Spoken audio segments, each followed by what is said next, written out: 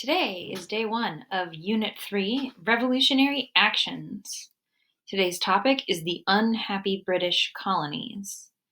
The Revolutionary Actions unit will include the US Revolution, the French Revolution, followed by the Haitian Revolution.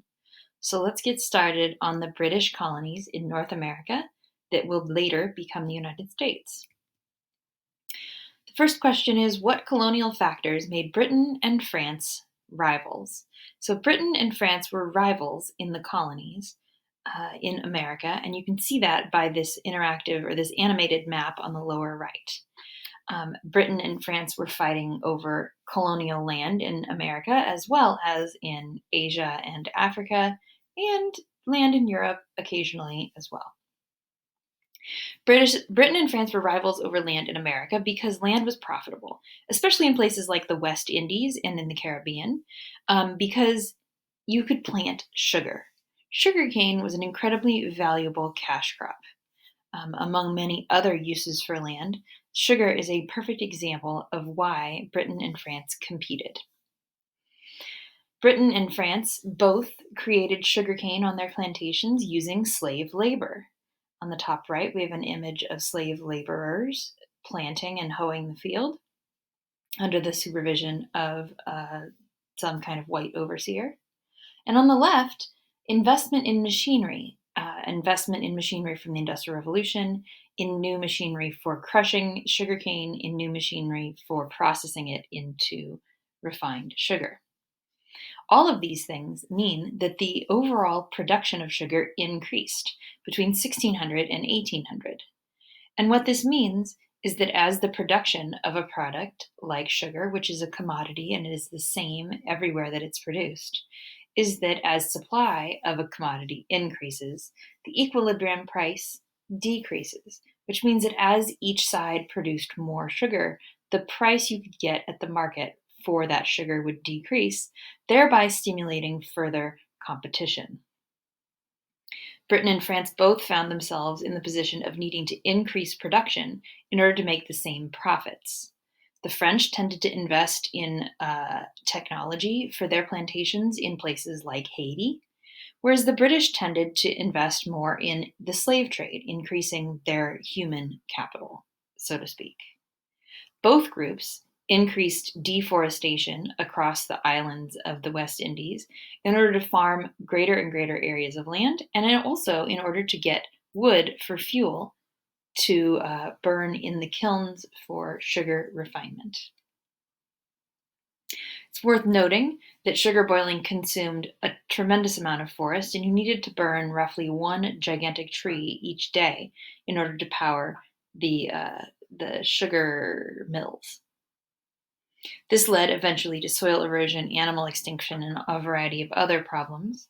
But the colonial factors of sugar production meant that Britain and France were continually competing for more and more land. They needed more land in order to produce a greater quantity of sugar, and they also needed a constant supply of new land because they were exhausting the soil and the land was eroding. And in islands like Barbados, where once the trees were destroyed, they had to actually import coal to run the sugar mills all the way from England.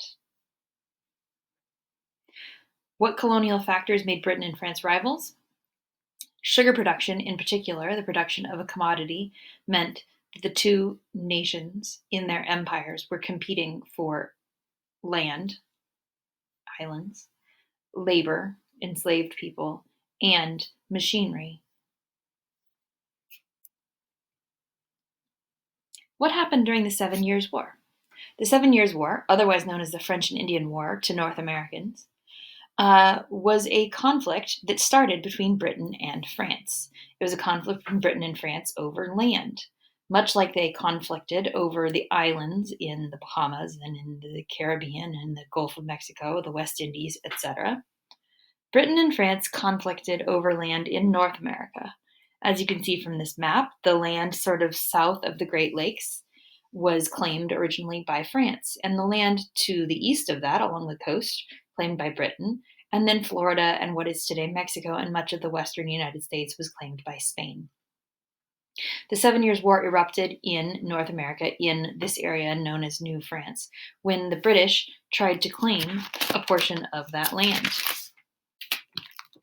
France and Britain fought over North America, and then the fight expanded to include parts of Asia and Africa. There was fighting in India, there was fighting in the Philippines, there was fighting even in South America.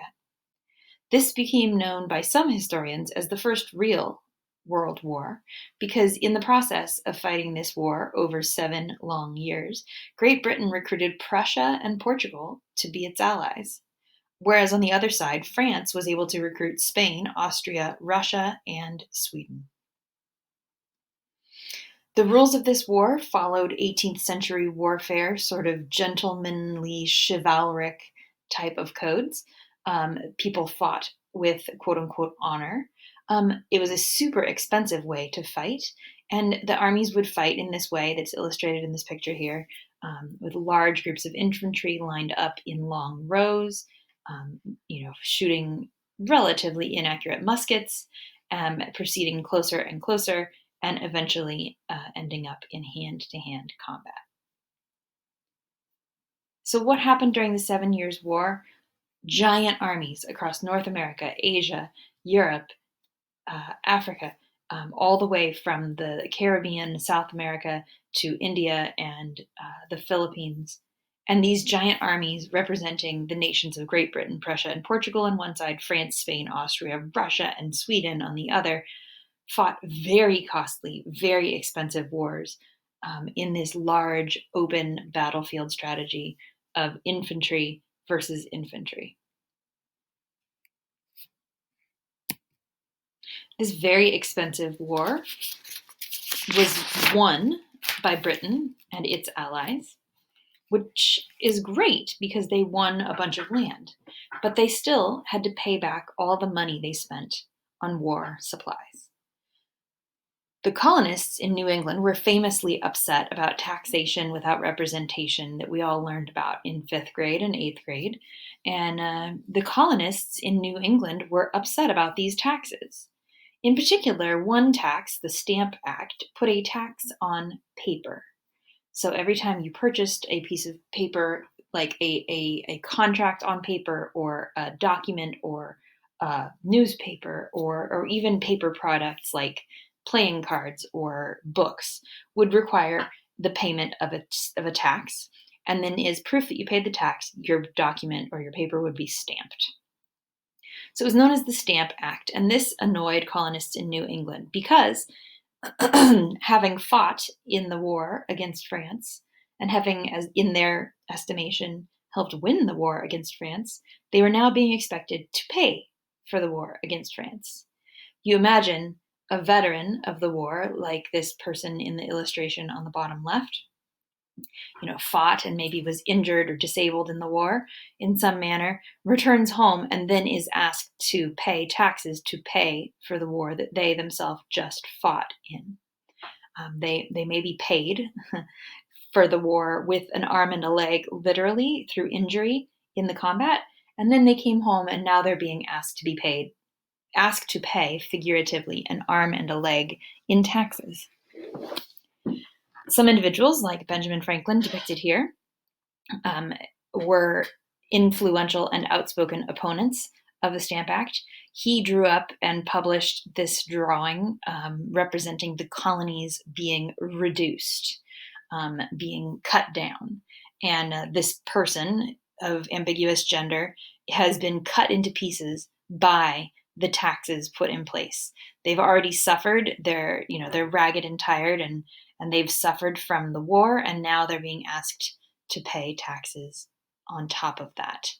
This sort of meme, or this sort of imagery, becomes sort of a meme, and Franklin revises it into this join or die snake figure. Instead of having a human chopped into pieces, we have a snake chopped into pieces, but it's the same sentiment.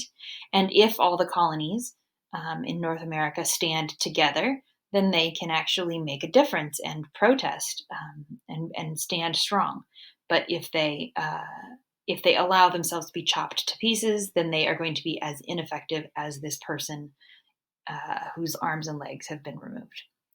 One thing I like about this imagery is that the chopped up snake becomes sort of a symbol of the colonies.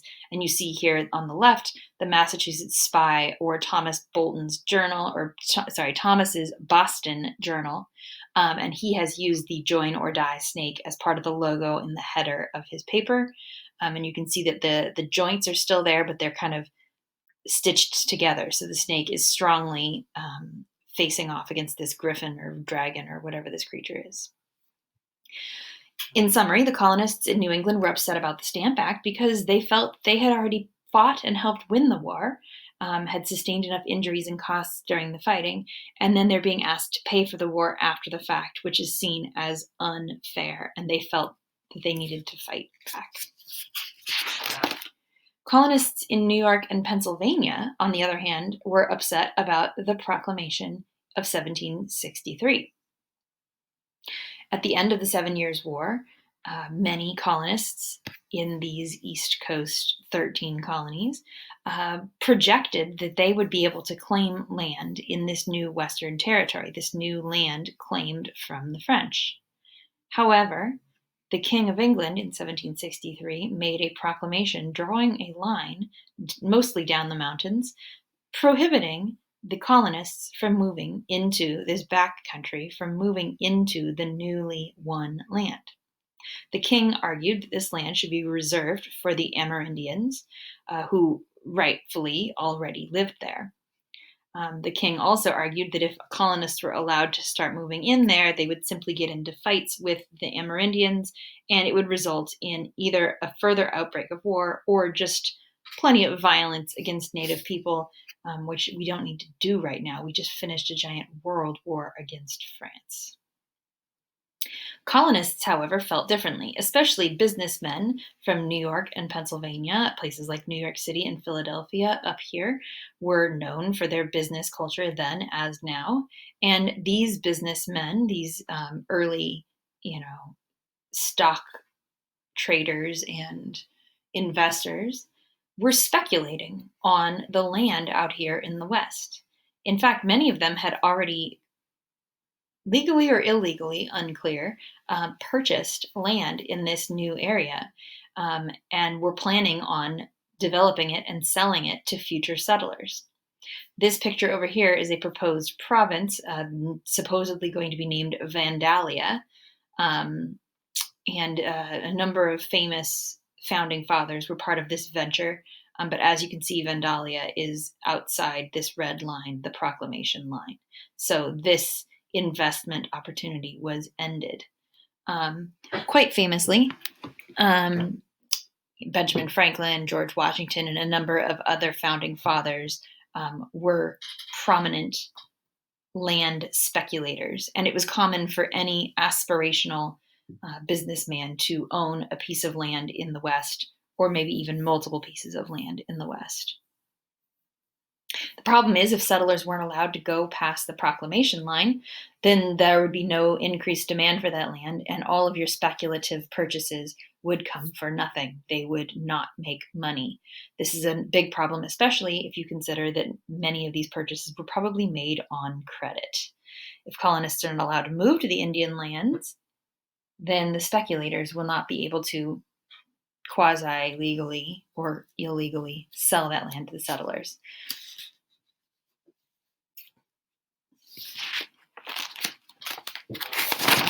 This brings us to our last slide, which harkens back to the slides from the last unit. Why were the Southern colonies upset about the outcome of the Somerset case? As you may recall from Unit 2, James Somerset was an enslaved man who was brought to Britain by his master and eventually sued for his freedom. The outcome of the Somerset case was that no slavery was legal in the British Islands. The news of this case traveled to the New World, to the colonies, where many slaveholders began to fear that slavery would soon be outlawed in the colonies. Without slaves, the tobacco plantations and sugar plantations and other ways that the wealthy colonists made their money would no longer be possible. Planters like George Washington and Thomas Jefferson were deeply troubled by this, and they were concerned that if Britain were to outlaw slavery in the colonies, then their livelihoods would go away, not to mention the money that they had invested in purchasing the enslaved individuals. As you can see over here, I love this picture. It's an advertisement for the Virginia planter's best tobacco. Here's your Virginia planter smoking his pipe. And he's doing all of this, and they're openly admitting it at the benefit of the work of these enslaved African men and this enslaved African who's holding an umbrella over his head. All of his comfort and wealth and status comes from the tobacco, and the tobacco only comes from the labor of the enslaved Africans.